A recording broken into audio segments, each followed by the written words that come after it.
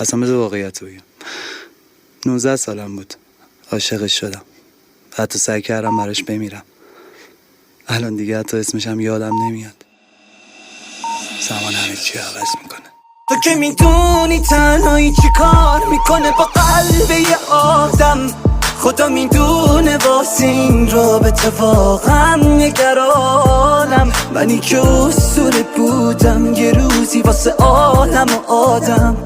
حالا یه آینه عبرت شدم واسه اطرافیانم. اگه تو سرد بشی دل سنگ بشی بام حق داری بازم. وقتی تمومی نداره با خودم لج بازیامم. حتی یه چند سالی پیرتر شدم از هم بازیامم. انقدر تنهایی دیدم که عاشق تنهاییامم.